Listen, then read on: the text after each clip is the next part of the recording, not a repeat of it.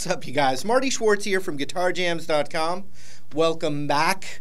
Got a nice classic rock one for you today. Also have some bonus blues licks in the famous style of. You can click the link down there and check those blues licks out. But let's zoom in and start rocking out. Here we go. All right, let's go.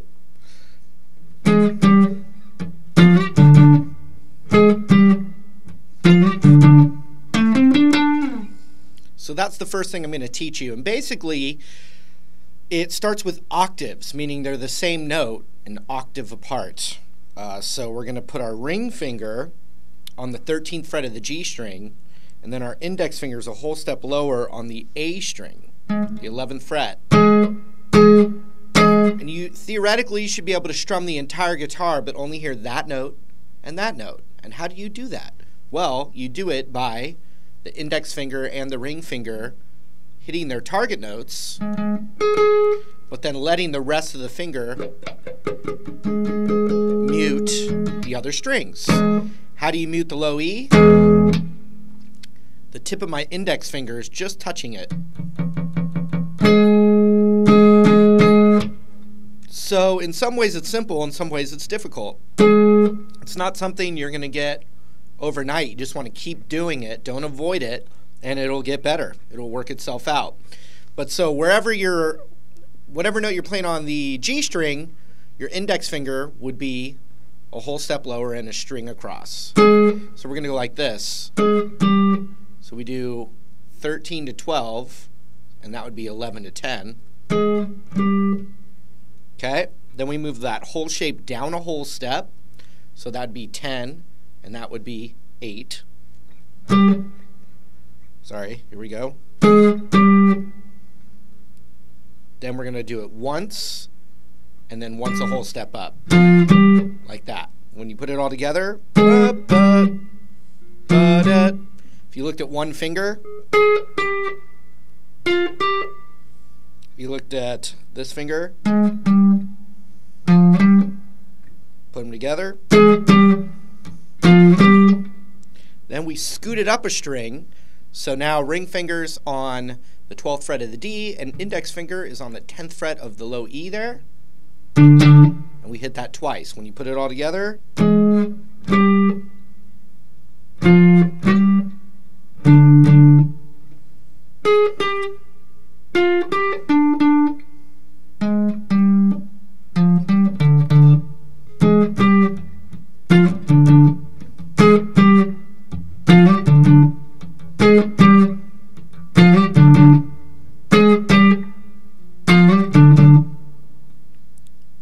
boo-doo-doo-doo.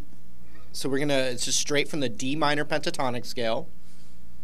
Ring finger starts on the 12th fret of the A string. Then we go to the 10th fret of the D. And then bum, bum, bum, 2 times on that 12th fret of the D string.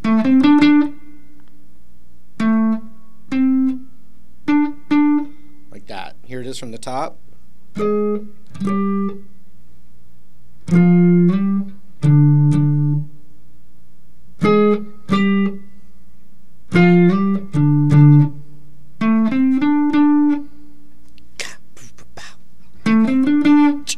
Dig this. Dig this, Guitar Jams. To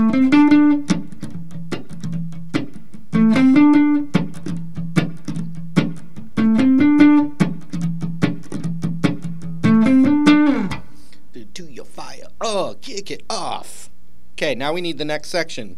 This section, when you just play it on guitar, it doesn't sound as cool without the bass and drums. The bass is doing this really cool bing bang do ga do do do do do do do ding dang do ga do dong ga dig dig. You know, it's really grooving, and the chords are kind of more holding out. Dun dun dee da da da da dee da da. I'm going to show that to you, but just keep in mind the groove is the rhythm section on that part.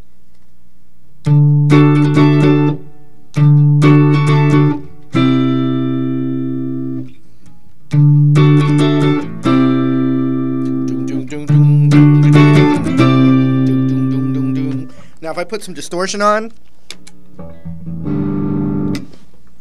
sounds a little more authentic.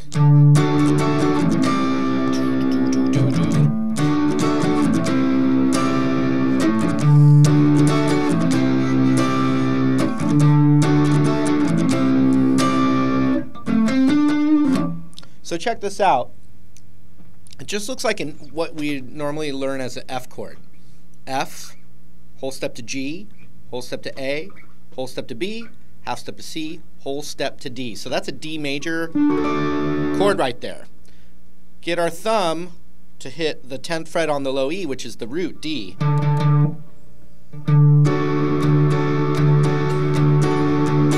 The A string space, you could mute the A string with your thumb or your ring finger. I kind of mute it with both. I'm not a big thummy kind of guy, but it's definitely the way Hendrix does this stuff.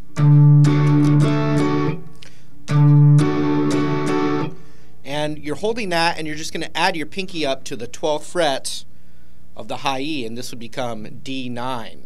D add 9. So it's... Then we just move that whole shape down a whole step with our thumb now on the 8th fret, and we're just holding that 9, so you'd call this C add 9. Favorite chord of Hendrix's.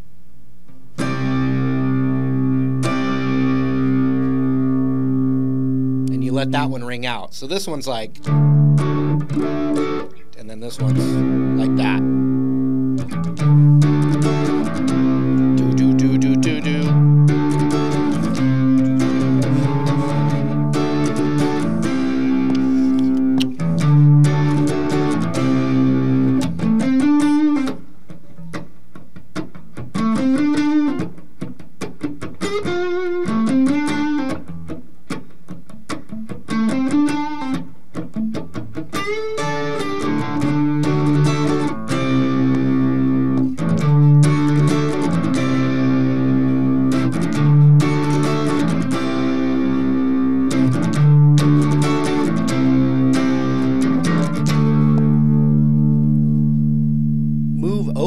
Over.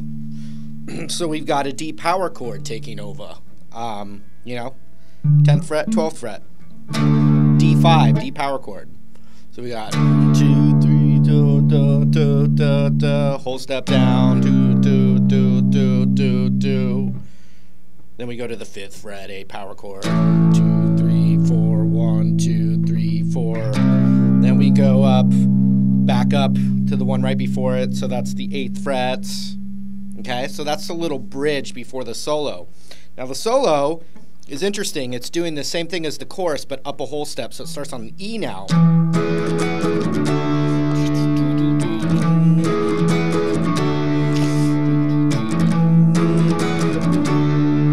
So let's see.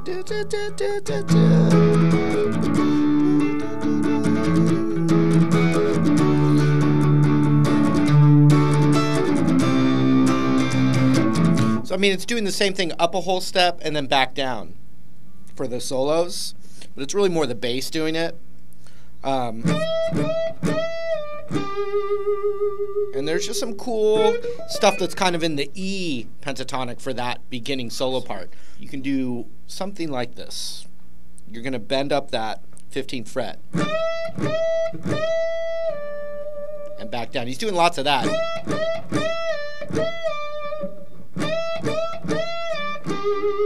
So we're going to do...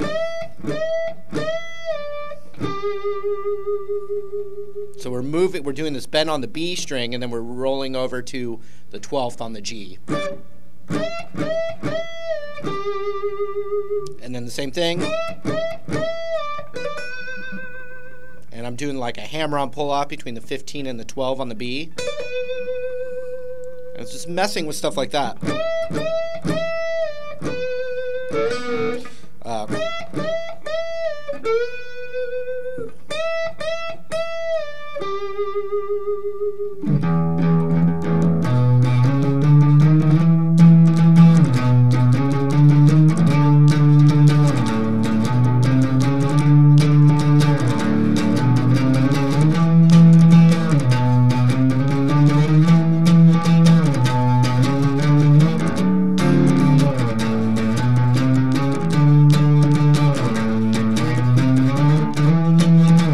So you know you've got the E, E, E, E, E, E, E, E, D, D, D, D, D, and you could even solo over the E part in your E pentatonic,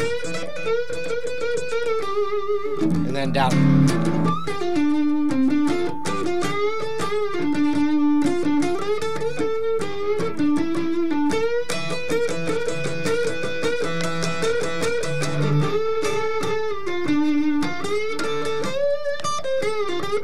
You know, like for the live application, when I've covered it, you know, sometimes you just jam out for a while and cue the band when it goes back into the,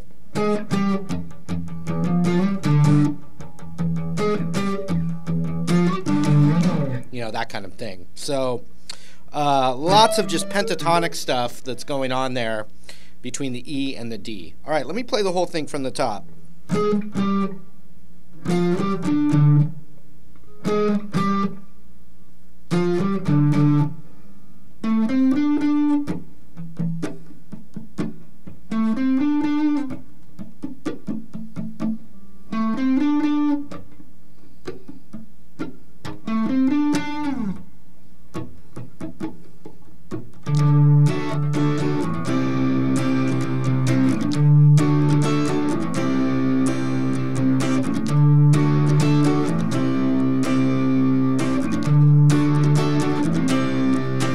Bridge,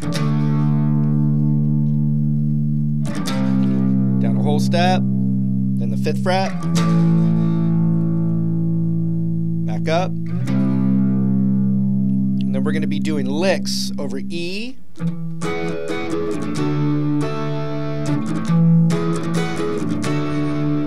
then over D,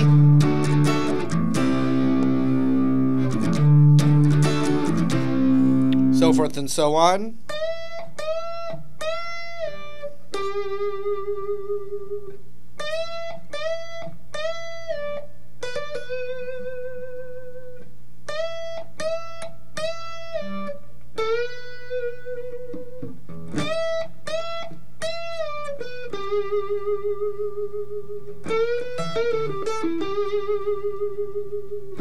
And that should get you through. You know, if you're adventurous, you know, start jamming it.